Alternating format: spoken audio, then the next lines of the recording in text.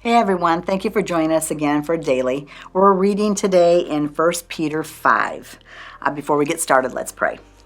Well, God, you are so good, and we're thankful for your word. We just ask, Father, that you would just help us, Lord God, glean from it today what you want us to see. We're thankful for everything that you're going to do in our lives and how you help us. We ask this all in Jesus' name. Amen. And now, a word to you who are elders in the church. I too am an elder and a witness to the sufferings of Christ, and I too will share in his glory when he is revealed to the whole world.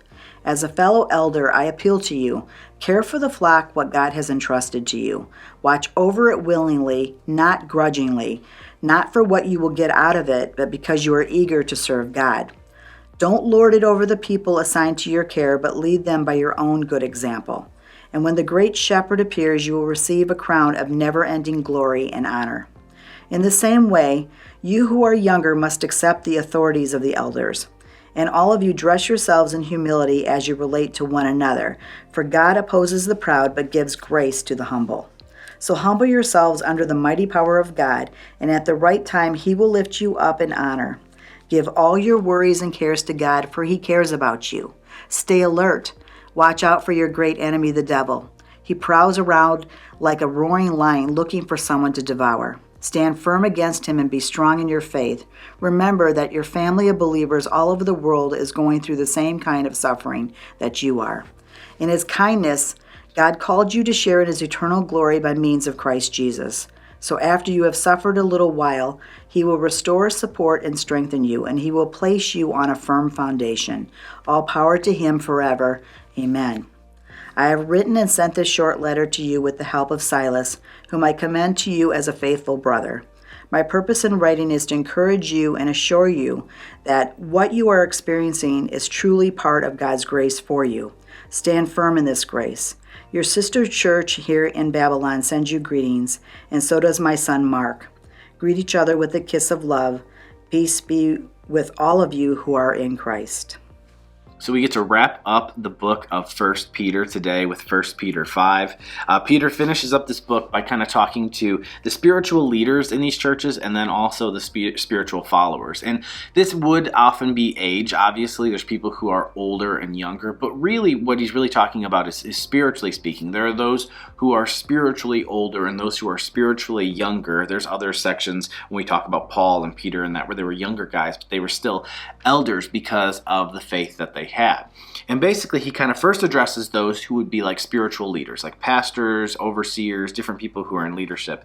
And really it's probably more applicable to me than many of you, but it's important to still look over this. Verse 2 says, watch over your flock willingly, not grudgingly, not for what you can get out of it, but because you are eager to serve God. And I will just tell you for sure, reading this and studying through it, it's convicting to me. Absolutely it is.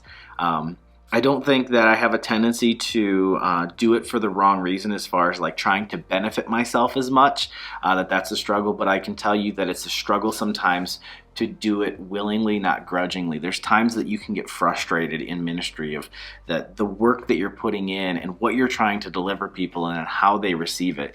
And it's easy to get the wrong attitude and to do it the wrong attitude. And this verse, just looking at it today, definitely brings me conviction. It makes me think, man, I need to make sure I set my heart in the right place, because what's it worth if I'm doing it for the wrong reasons, right? The reason why we planted Acts is exactly that. The reason it was in my heart was what they said, just because you're eager to serve God, which is what I want to do with my life. And if I ever get off, you're my friends, some of you guys, and smack me, put me back in line.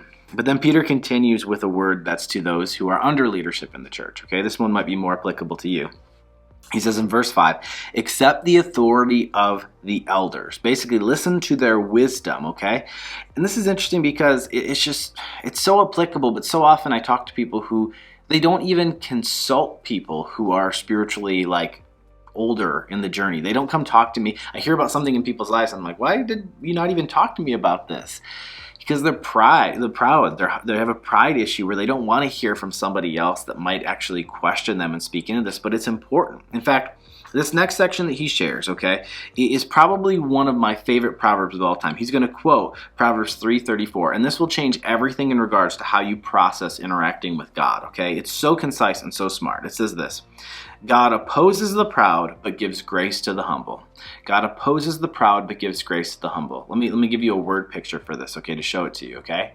It's like God says that if you're a prideful person, a proud person, I put my hand on your chest and I hold you back from accomplishing what you want to.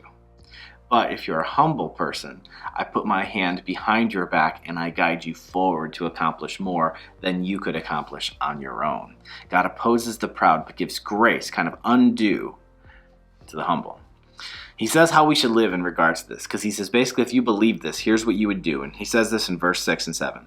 Humble yourselves under the mighty power of God, and at the right time he will lift you up in honor. I think that's so good. It basically says, like, if you believe this, you're not going to just try to grind out your own honor, right? Like, I'm going to make myself great. I'm going to build myself up. He says, instead, you'd realize, why would I grind so hard to have God have his hand against me? Why not instead humble myself and have God bring me forward? And in fact, he says, if you believe this, he says, you would definitely do this very next thing. Verse 7, give all your worries and your cares to God, for he cares about you. He says, some of you, you're all thinking, it's all me, it's all on me, I have to do this. And he says, if you realize the fact that God cares about you so much, you'd stop trying to be in that mindset of trying to grind out your own honor, and you trust him because he cares for you more than you can possibly imagine. Give him your worries, give him your cares, and he'll take you forward.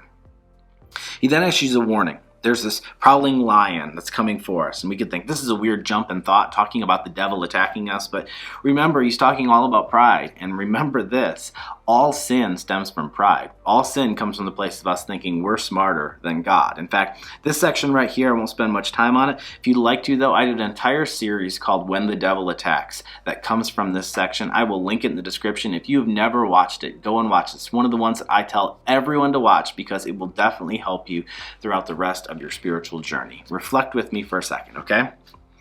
Are you working to humble yourself, or are you working to bring yourself honor?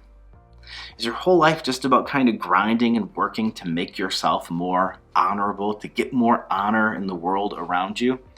Is it possible that you're working so hard and that God has his hand against you saying, you're not going to build this on your own until you become humble? Then I'll gladly let you move forward. And then act for me, okay? Take this step. If you believe that that statement is true, God opposes the proud but gives grace to the humble, take a step of humility. Maybe instead of just taking and just thinking about this next week, this next month, all the goals you have to hit, all the stuff you have to do, what if instead you humble yourself and you give God your cares? Just as it said, would you hand God your cares? Maybe you can pray even right now and just say, God, and just take these things that are in your mind and kind of unload them to him. And say, I trust you, that you say you give grace to the humble. And I know, Lord, that you could do these things better than I could. Would you please help me? I humble myself and ask for your help. Would you do something where I could really see your hand in my life? Move forward by faith today.